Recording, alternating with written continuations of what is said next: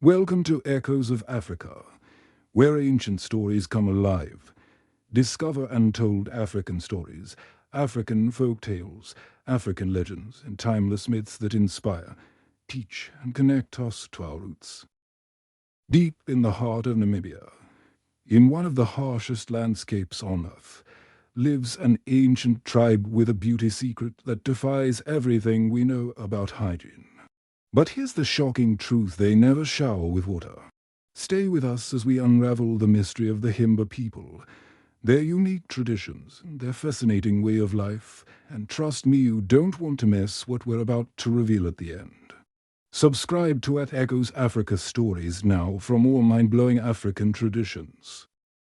Water is life, they say, but what happens when water is nearly impossible to find? The Himba people inhabit the Cuni region, a place where rain is a luxury and rivers remain dry for most of the year. Yet, they have not only survived, but thrived without the daily ritual of bathing in water. How do they do it? The answer lies in their ancient secret ochres. To the Himba, beauty and protection go hand in hand. Instead of water, they use ochres, a paste made from a mixture of red ochre, butterfat, and aromatic herbs. This sacred mixture is not just for aesthetics, it acts as a natural sunscreen, insect repellent, and moisturizer in the blistering desert heat. But there's an even deeper meaning. To the Himba, the red ochre represents life, blood, and the connection to their ancestors. Every morning, applying ochres is a ritual, a bond passed from mother to daughter, generation after generation. If you think the Himba never clean themselves, think again. Without access to running water, the Himba people use smoke baths to cleanse their bodies. They burn fragrant herbs, such as mopane and comfrey, and allow the smoke to purify their skin, hair, and even clothes. Imagine replacing your daily shower with nothing but smoke. But for the Himba, this isn't just hygiene, it's spiritual cleansing. To the Himba, hair is more than just a style, it's a language. The way a woman's hair is braided tells her age, marital status, and role in society. Marriage in Himba culture is deeply rooted in tradition. Polygamy is common, and a man may have multiple wives, each playing a distinct role within the household. Young girls wear simple braids, unmarried women wear thick, ochre-covered locks. Married women don an Aremba leather headdress symbolizing womanhood. Then, there's something even more astonishing about Himba men's hairstyles, but we'll get to that soon. But here's a twist: sometimes a Himba woman may choose a lover outside of her marriage, and it is widely accepted. Why? Because love and family are valued above rigid rules. With little water, the Himba diet is unique. They depend on cattle, goat milk, and millet porridge to survive. Their diet is simple, but their resilience is legendary. And wait till you hear what happens during the rainy season. As modernization creeps into Namibia, the Himba way of life is under threat. Cities are expanding, schools are introducing Western education, and some young Himba are leaving their villages. But here's the real question: will the Himba tradition survive the 21st century, or will they vanish into history? In the Himba tribe, women are the heartbeat of the community. While men often herd cattle, women run the household, raise children, and prepare traditional meals. But their role is far more powerful than you might think. Himba women are also the keepers of history and culture. They pass down ancient knowledge, from herbal medicine to spiritual rituals, ensuring that the tribe's traditions never fade. And here's something you won't believe: Himba women also build the homes. Imagine a house built entirely from nature: no bricks, no cement, no machines. Himba homes, known as Ongonda, are made from a unique blend of clay, cow dung, and straw, built by the hands of the women themselves. These circular huts stay cool in the desert heat and warm during cold nights, a perfect balance created through centuries of wisdom. But inside these homes lies something even more sacred. In the heart of every Himba village burns the okuruwo, the sacred fire. This fire is not just for warmth or cooking. It is the bridge between the Himba people and their ancestors.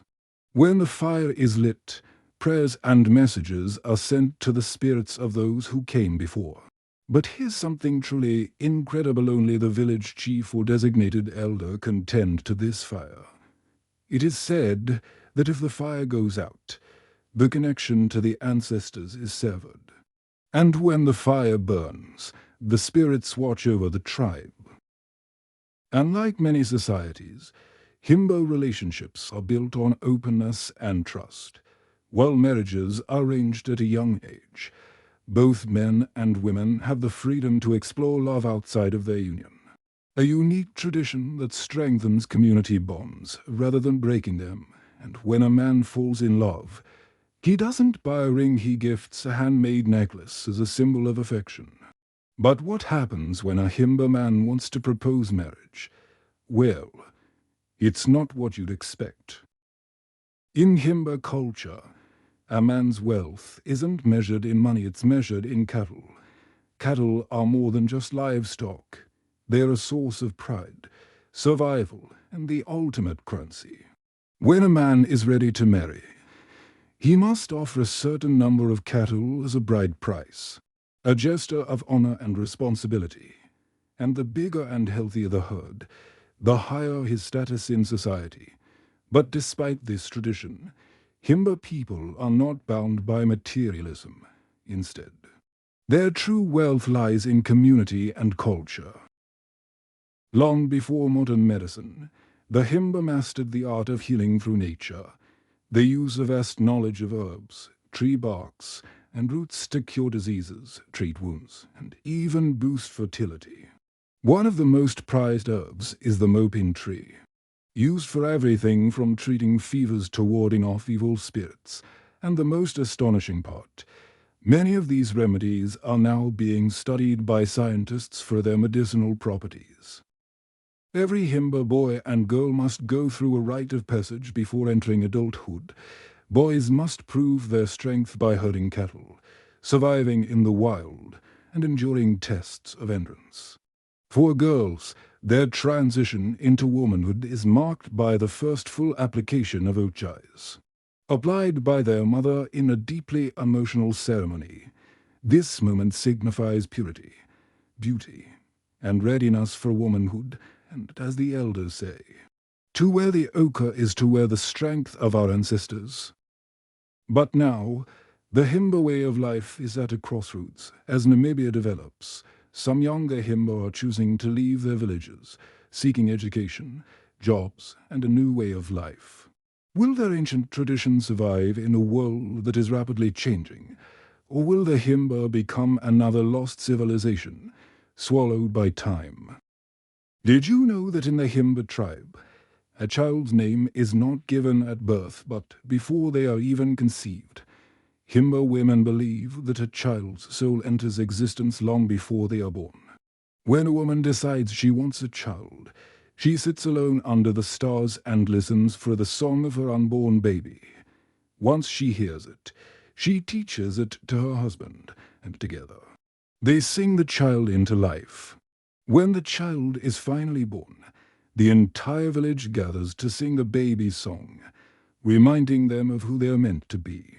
Imagine a world where every person has a song that defines them, a melody that carries them through life. To the Himba, cattle are more than livestock, they are spiritual beings. But there is one type of cow that is more sacred than any other, the red cattle. Legend says that red cattle carry the blood of the ancestors, and their presence in a herd is a blessing from the gods. Only the most respected elders and chiefs can own these animals, and when a red cow is sacrificed, it is believed that its spirit carries messages directly to the heavens. For the Himba, to lose a red cow is to lose a piece of their soul. The Himba people speak a language called Himba, a dialect of the Herero language but with a twist. Their language is not just words, it's an entire worldview. Himba communication is deeply musical, with rising and falling tones that carry meaning beyond. Speech.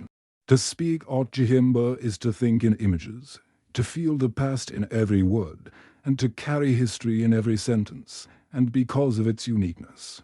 Linguists believe Himba is one of the few languages in the world that has remained largely unchanged for centuries. Water is rare in Namibia, but the Himba have an ancient way of calling the rains. During times of drought, Himba elders gather in secret and perform a rain ritual passed down for generations. They chant in a sacred rhythm, their voices rising into the heavens, calling upon the spirits of water to return, and incredibly, many villagers swear that rain comes within days of the ceremony. Coincidence, or proof that the Himba still hold an ancient power over nature. As the fire crackles and the drums beat, young men and women exchange glances, signaling their interest in one another, and then they dance in the rhythm of the night. Many lifelong unions are formed love stories written under the stars, never to be forgotten. As the fire crackles and the drums beat, young men and women exchange glances, signaling their interest in one another, and then they dance in the rhythm of the night. Many lifelong unions are formed love stories written under the stars, never to be forgotten. Deep in the heart of Himba land stands a mountain that no outsider may enter. It is said that the spirits of the first Himba ancestors dwell here, watching over their descendants. Only the wisest elders are allowed to climb its slopes, where they seek guidance, visions, and answers to life's deepest mysteries. And legend tells of those who have attempted to enter uninvited, never returning. What secrets does this sacred mountain hold? Just as Himba women use smoke baths in life, so too are they used in death, when a beloved elder passes away. Their body is wrapped in red ochre and given a final smoke bath, preparing their spirit for the journey beyond. And as the scent of myrrh and herbs fills the air, the village sings their song one last time, sending their soul to the ancestors. In Himba belief, no one ever truly dies as long as their song is remembered. But now, the Himba face a challenge greater than drought or war, the challenge of time. With modernization spreading across Africa, younger Himba are leaving their villages, seeking education, technology, and a new way of life. If you want to see more untold African stories, hit that subscribe button now. Comment below. What do you think about the Himba's traditions? Could you live without water? Let's discuss.